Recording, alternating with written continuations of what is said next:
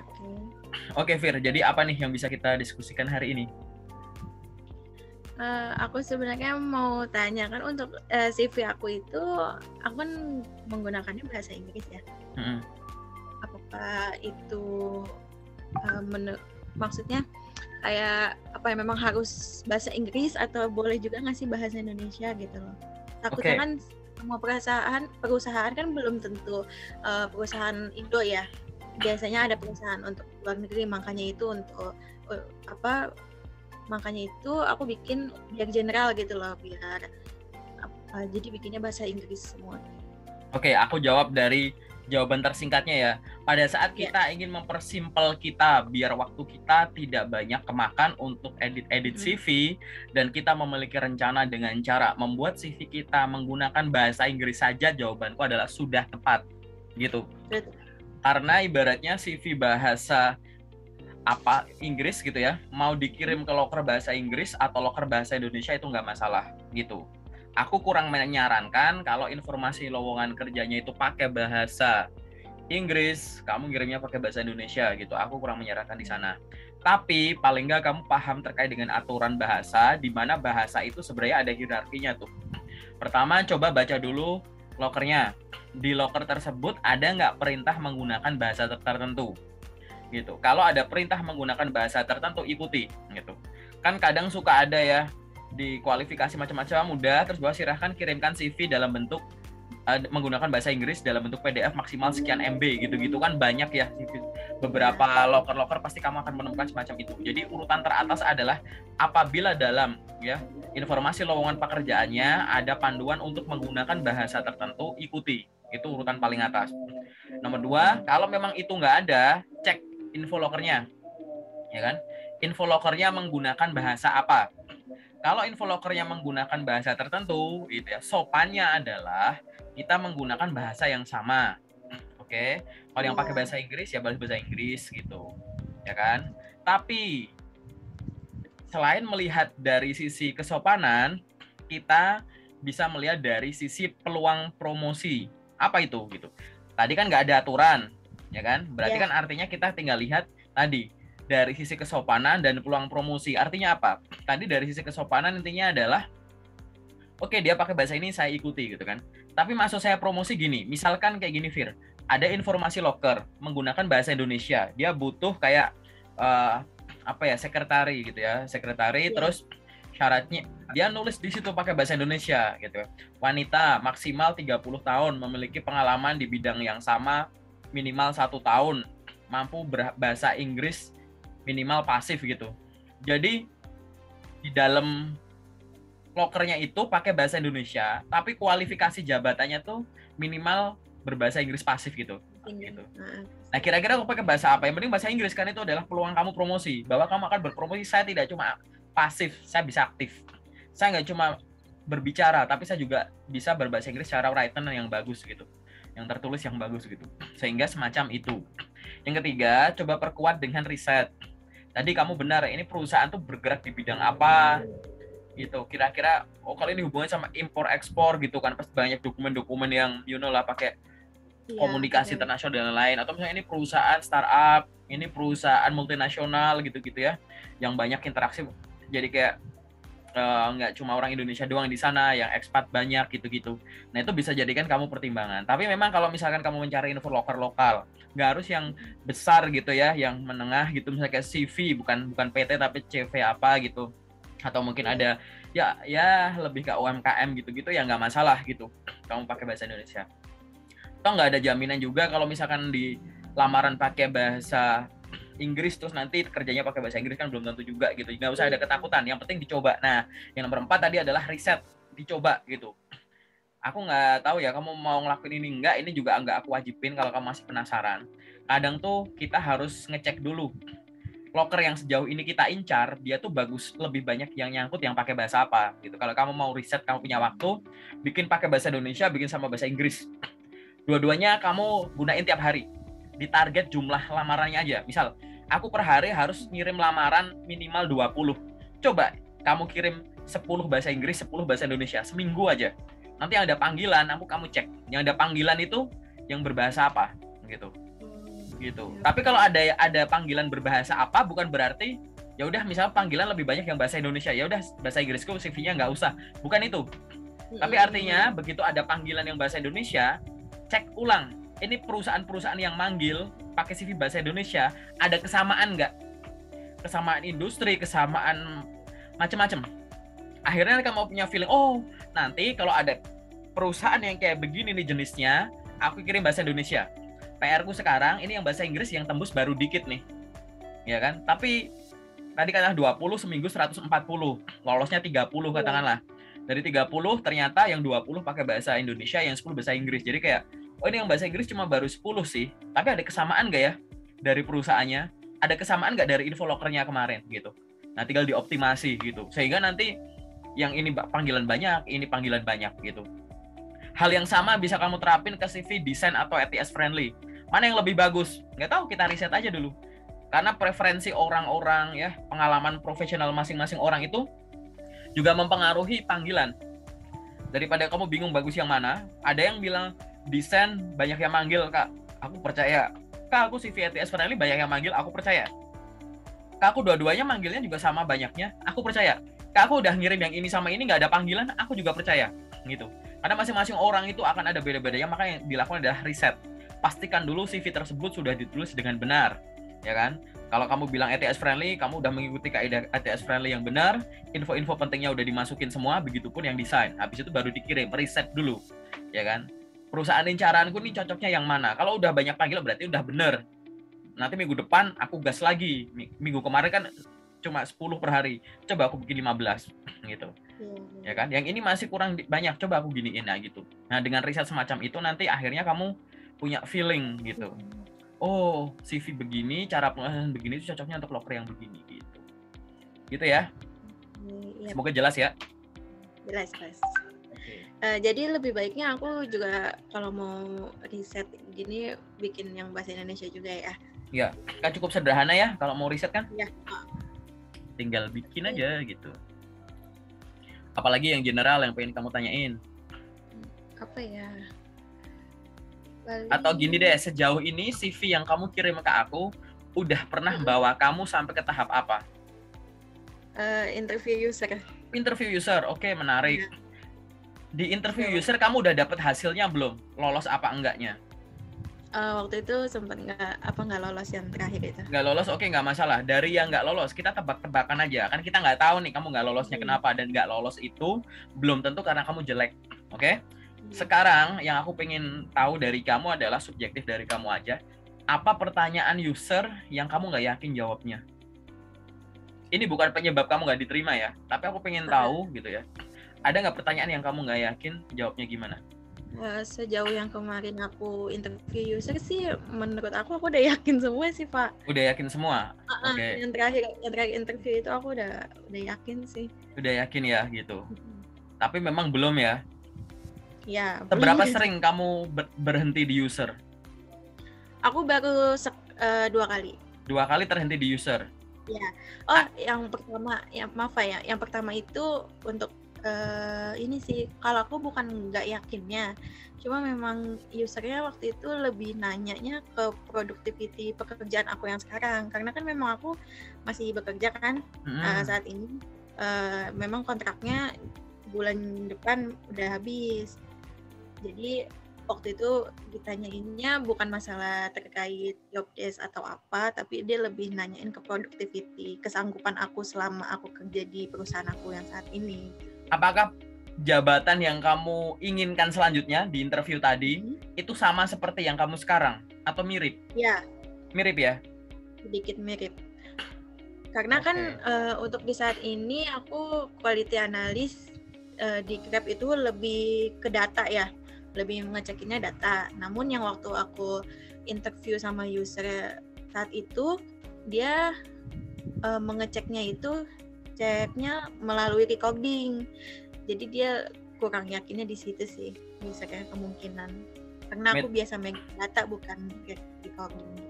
Oh, ini ya ngecekin suara satu-satu orang pelayanannya gitu ya?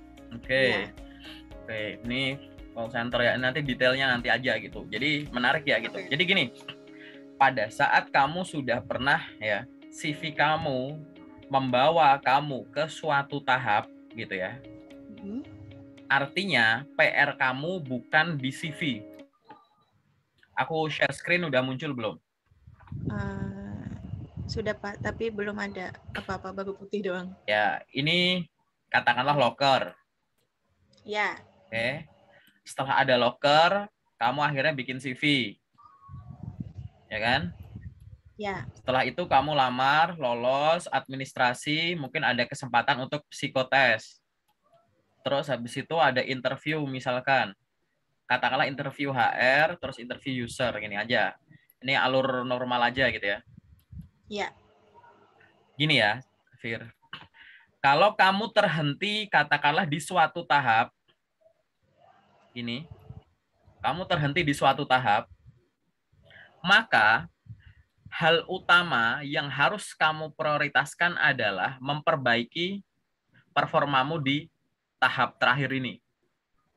Banyak orang ya nggak lolos administrasi, CV-nya diotak-atik, nggak lolos tes psikologi, CV-nya diotak-atik, nggak lolos interview, CV-nya udah CV mulai yang diotak-atik. Bukan itu berarti masalahmu yang utama. Ya. Oke. Jadi yang aku maksud adalah ya, coba evaluasi lagi terkait dengan jawaban atau cara jawab gitu ya. Terlebih kalau kita beberapa kali terhentinya di tahap yang sama. Bahasa simpelku, pada saat kita merasa ya, aku sejauh ini kayaknya udah bener deh Kak, udah sesuai dengan yang dipertanyakan gitu. Mungkin bukan isinya, tapi caramu menyampaikan gitu kan. Ingat, interview itu bukan curhat ya, tapi dia ada promosi di dalamnya gitu.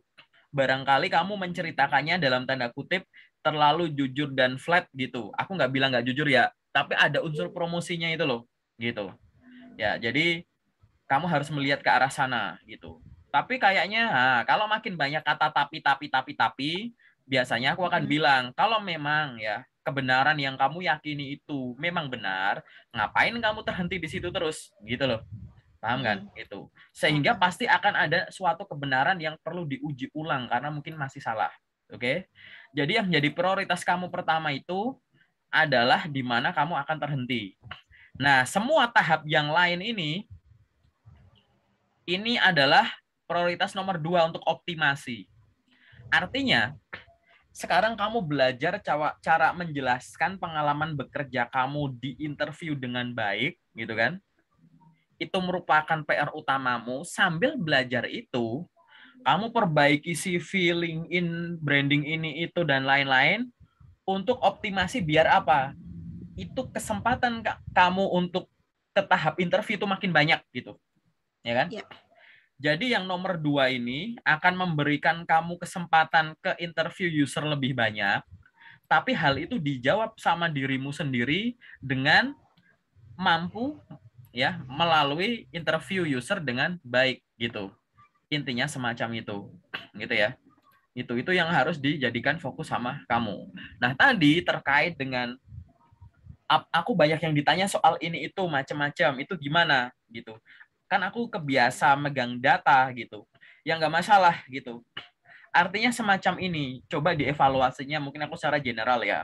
Walaupun kamu banyak megang data, tapi kamu ada di lingkungan call center, misalkan semacam itu, atau di lingkungan customer service, apapun itu, customer support gitu-gitulah, yang pokoknya yang gitu. Nah, di situ kamu paling enggak sudah, kita nggak bisa dong bilang bahwa saya kan kebiasa di data Pak, di situ saya nggak tahu. Saya kan kebiasaannya di sini Pak, jadi di situ saya tidak terbiasa gitu. Nggak bisa kayak gitu, karena ibaratnya kamu kan bersinggungan. Kamu megang data, kamu kan harus menguasai datanya gitu. Iya, Misal betul. kamu kerjaannya disuruh belanja nih, ya, disuruh belanja makanan, sayuran gitu ya ke pasar. Terus kamu selalu bawa daftar belanja gitu kan, gitu. Nah, misalkan aku aja deh, aku jadi pembantu gitu kan. Terus kamu ngomong sama aku, minta tolong ya beliin ini bahan-bahan, hari ini aku mau masak sup gitu ya, sama ini gitu. Terus kamu megang tuh datanya. Set. Terus aku bawakan ke pasar. Kan aku harus menguasai data. Kalau enggak, barangkali yang ditulis tuh ada yang belum. Lah, ini masih kurang nih. eh, garam di rumah habis gitu, dia nggak nulis. Padahal Ya, kita jangan. tahu gitu. Itulah gunanya semacam itu, gitu ya. Jadi pada saat kita megang data, kita juga harus menunjukkan bahwa kita menguasai data kita, gitu. Nggak ada tuntutan yang misalkan kayak aku harus mampu berkomunikasi dengan baik seperti customer CS yang lain gitu. Gitu. Selamat pagi Ibu. Selamat pagi Ibu. Terima kasih sudah menghubungi. Ada yang bisa dibantu? Oh iya, gitu. Kan kamu ngomong-ngomong begitu, kamu nggak harus sefase itu karena kamu udah lama megang data gitu kan. Tapi at least dasar-dasar kontak center, komunikasi secara yang nggak tatap muka dan lain pasti kamu udah bisa. Dan misalkan tadi ya gitu, monitoring, ngecekin satu-satu telepon tuh gimana gitu kan, dari semua, dari ngangkat, greeting dan lain-lain sampai ke closing gitu-gitu kan kamu ada gitu. Jadi udah itu yang harus kamu tonjolin gitu. Bukan menonjolkan hal-hal yang berkaitan dengan, maaf Pak, dulu saya pernah ada di posisi itu, tapi sekarang saya kan udah lebih banyak megang data nih Pak gitu. Jadi saya nggak gini-gini, bukan gitu gitu. Jadi aku nggak tahu ya, nanti di sesi detail aja yang aku ceritain. At least logikanya kayak yang barusan. Pemegang data, dia juga harus menguasai data yang dia pegang, tidak hanya terkait dengan gimana ngolahnya, terus nanti interpretasinya dalam bentuk grafik atau laporan apapun terus diberikan ke siapa, nggak cuma itu, tapi kamu ada fungsi kontrol kalau aja ada koreksi gitu. Kayak tadi ya, daftar belanjaan ternyata yang ditulis listnya masih kurang, itu analoginya tuh semacam itu gitu. Nah di sini tadi balik lagi, orang yang berada di lingkungan customer service atau kayak gimana, dia harus menunjukkan punya kemampuan komunikasi yang gitu kan, above average, itu di atas rata-rata gitu. Walaupun saya megang data, ya itu nggak masalah. Tapi kamu coba gimana caramu pada saat di interview semacam itu gitu kan. Karena ya tadi nanti aku bakal jelasin. Di perusahaan ini kan kamu tidak hanya pernah di satu jabatan saja ya nggak sih gitu. Iya. Jadi di situ mungkin sebagai pertimbangan. Terkait dengan load pekerjaan, apakah jadi pertimbangan Kak? Jadi pertimbangan. Saat kita tadi ya memiliki pengalaman kerja, menuliskan di CV itu tidak hanya sekedar misalkan nama perusahaan, jabatannya apa, periodenya kapan, job desk-nya apa, gitu. Tapi job desk ini harus hati-hati. Banyak orang nulis job desk itu job desk general. Contoh, kerjaanku jadi staff apa ya, sales apa ya? Sales baju gitu ya. Terus akhirnya aku nulis job desk-nya adalah menjual baju ke konsumen gitu. General banget gitu. Job desk tuh bukan gitu. Job desk itu adalah menjual produk merek ini gitu kan, secara retail maupun secara eceran maupun grosir itu untuk area Jakarta dan sekitarnya misalkan gitu. Atau kalau kamu jadi seorang tim leader gitu ya, membawahi gitu 10 orang tadi customer service gitu ya, untuk melayani gitu ya setiap telepon yang masuk gitu dari konsumen-konsumen atau dari pelanggan existing yang ada di seluruh Indonesia gitu. Misalkan kalau kamu jadi manajer, membawahi 3 orang supervisor dan 20 orang tadi staff gitu ya untuk area mana-mana gitu. Ya kan? Ya, Iya, jadi jangan malas atau takut memunculkan angka. Biar orang tahu apa skopnya. Saat di pengalaman kerja kamu sudah kamu breakdown skop dengan jelas, ya kan? Skop tadi itu tidak akan ditanyakan berkali-kali itu, atau kayak digali kan sudah kamu tulis gitu ya. Gitu. Memimpin ini gitu, atau menjual produk kecantikan gitu kan di area sini gitu kan. Apa misalkan tadi melakukan target harian misalkan gitu. Apa ya kalau call center itu misalnya kayak mencapai target harian minimum 10 tiket closing gitu. Tiket ya kan biasanya ngirim tiket kan itu. Gitu. Berapa misalkan per hari? 100 angkatan telepon gitu. Gitu kan. Menjaga agar tidak ada abandon call misalkan gitu. Kayak begitu-begitulah gitu. Keluarkan hal-hal semacam, tapi munculin angka. Berapa angkatan telepon per hari, berapa tiket yang harus solve, berapa yang harus begini gitu. Berapa lama bebannya ini itu, apa yang harus kamu lakukan di sana gitu. Terus kalau misal ada yang hard complaint, kamu harus eskalasinya gimana, berapa banyak yang kamu pegang gitu-gitulah gitu. Kan lingkupnya semacam itu. Aku juga pernah ada di call center, aku pernah punya tim yang ada di reservasi call center, apa namanya, customer service gitu. Aku pernah ada tim yang semacam itu juga, mirip lah ya semacam itu. Jadi kita pahami apa yang kita pegang, ya kan, kita lakukan itu, dan kita munculin angka agar kita tahu ini loh yang saya pegang tanggung jawab, yang pernah saya punya. Saya sukses mengelola ini loh gitu. Terlebih di CV kamu memunculkan prestasinya apa. Jadi selama kerja di situ ada prestasi apa gitu. Prestasi nggak harus yang dapat hadiah, dapat duit banyak, dapat piala piagam viral gitu, enggak gitu. Tapi pada saat kamu menjalankan fungsi jabatanmu, apa performa terbaikmu gitu. Silahkan masukkan. Mampu menjual apa misalkan aku ya 2.000 pieces baju dalam waktu 1 bulan senilai 5 miliar misal gitu, jelas gitu.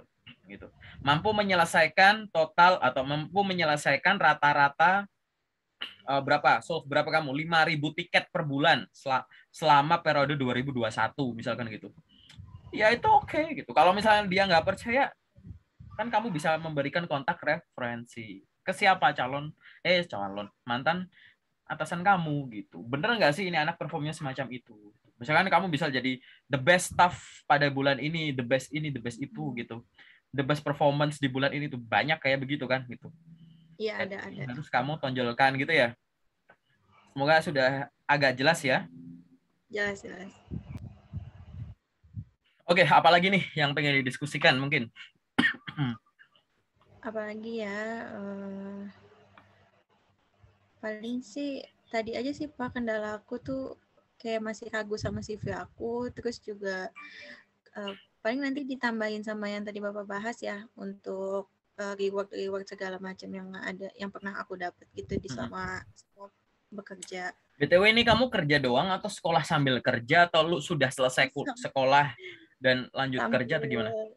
Sambil kuliah Pak, kerja. Oh, kuliah sambil kerja ya? Ini semester akhir sih, udah semester 7 saat ini. Ya udah rada gabut-gabut lah ya gitu. Nah, kamu sambil kamu kamu kerjamu shifting nggak sih? Atau enggak? Aku shiftingnya libur aja sih Pak. Oke. Lalu kamu sekarang ya bisa perform berapa ngirim lamaran kerja per hari rata-rata? Aku biasanya masih 10 sih, 10 ke atas per hari. Dari mana saja sumber info lokernya selain dari grup WA ku? Biasanya LinkedIn. Terus Indeed, Jobstreet, terus Kaliber juga sih. Oke, banyak ya gitu. Oke. It's nice gitu ya gitu. Nah, terkait dengan interview masih ada lagi nggak yang pengen kamu tanyakan? Atau mungkin dari CV deh gitu. Bagian CV mana yang kamu nulis nggak yakin? Tapi terserah deh, apapun lah. Aku cuma mancing biar kamu nanya.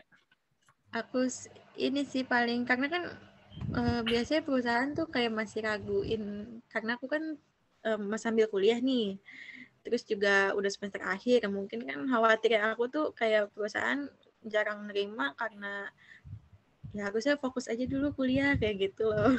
Ya. Khawatir aku sih tuh. Oke, jadi begini ya.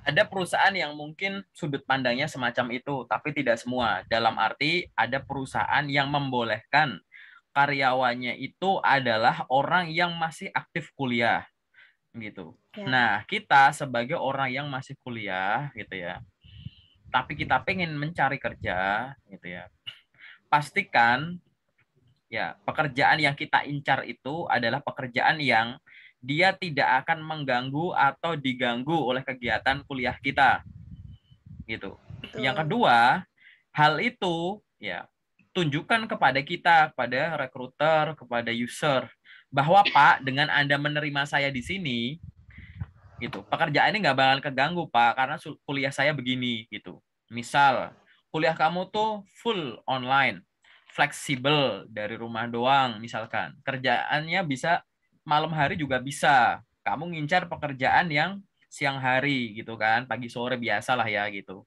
Nah, di situ tunjukkan bahwa walaupun di CV kamu menuliskan masih kuliah, masih aktif gitu kan, tahun katakanlah 2018 sampai sekarang gitu. Iya. Gitu. Dan di situ kamu udah nulis Nama universitas, jurusan, periode, IPK sementara gitu. Kamu di situ juga nulis bahwa kuliah kelas malam gitu. Iya, Setiap tulis. weekend saja gitu. Jadi kayak oh ini nggak masalah gitu, nggak ganggu gitu. Nah, Oke. gitu. Kalau kamu sudah melakukan itu, tapi panggilannya belum banyak, ya cara saranku adalah perbanyak ya, cari perusahaan yang masuk di kualifikasi itu. Karena memang ada perusahaan yang tidak akan memproses semacam itu karena kan ada proses administratif ini itu, apalagi kamu belum punya SKL dan lain-lain kan, gitu. Sehingga ada perusahaan yang boleh disusulkan, ada yang enggak kayak gitu. Ini berlaku untuk perusahaan yang di Indonesia atau kamu kerja remote ya. Adik kandungku tuh dia belum wisuda tapi udah dapat kerja gitu ya. Remote tapi di luar itu juga boleh.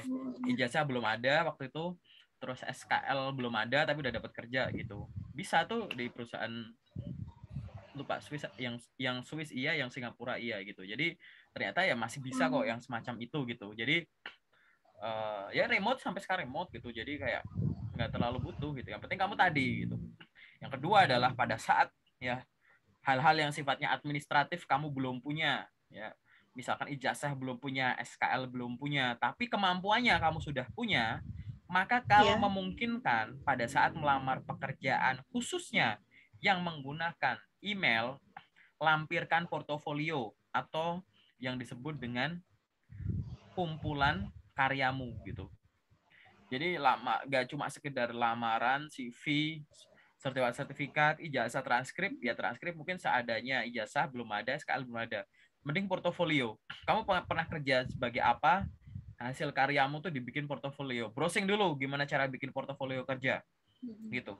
Sehingga ya itu akan menjadi pertimbangan ya rekruter gitu dibandingin dengan kandidat yang lain. Bapak seolah-olah kamu bilang Bapak atau Ibu memang saya belum lulus sehingga secara administrasi saya masih belum memiliki ini dan ini, tapi saya pernah memiliki pengalaman ini itu, ini bukti karyanya gitu. Jadi di situ akan dipertimbangkan gitu.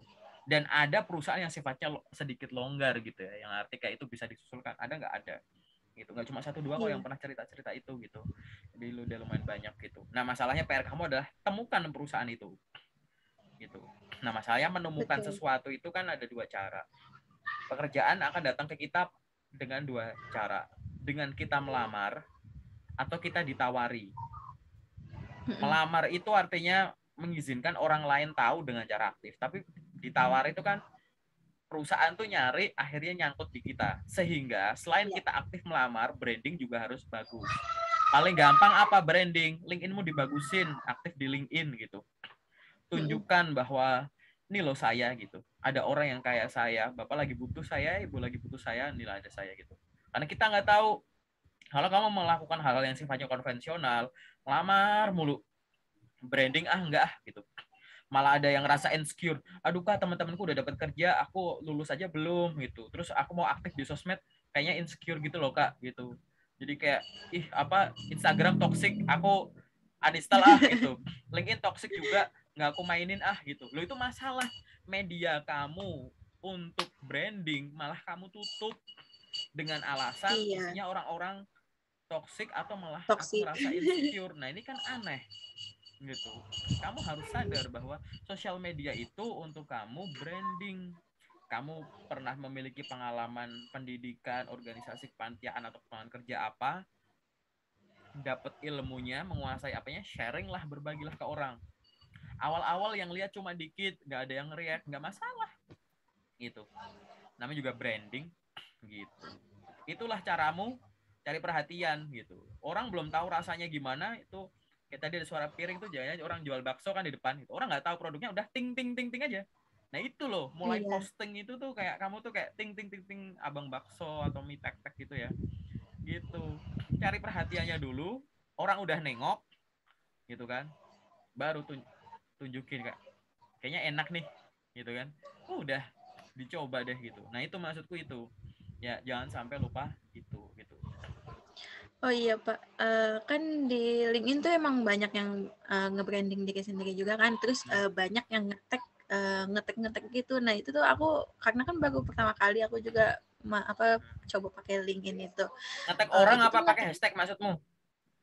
ada yang pakai hashtag, terus Ada ada yang mention ya. nge-tag orang juga. Iya, Ya, nge-tag orang nge-tag juga. atau mention ini sebenarnya untuk meningkatkan reach, ya, jangkauan. Postingan kamu menjangkau sampai mana. Kalau hashtag, pakai aja hashtag populer yang biasa ada. Hashtag yang misalkan berhubungan dengan postingan kamu. Jadi itu nggak perlu izin Ya. siapapun. Pakai hashtag atau tagar yang banyak nggak masalah. Tapi misalnya kamu mention ke orang, pastikan orang ini nomor satu adalah orang-orang yang ya kamu udah kenal, atau kalau mau ini dulu ya izin dulu. Tapi di LinkedIn banyak kok orang-orang yang nggak perlu izin juga boleh mention, misalkan aku gitu. Kamu mau mention aku nggak masalah gitu, tapi mungkin ada orang-orang yang butuh kamu minta izin dulu. Tapi paling sopan ya minta izin dulu, kalau nanti saya bikin postingan saya mention apakah berkenan gitu. Nah gitu, karena percuma kamu mention kalau orangnya juga nggak ngeriak, nggak bakal kesebar. Kamu Iya. mention aku, nggak aku react, nggak bakal kesebar gitu ya. Nah secara general itu dulu, oke? Oke.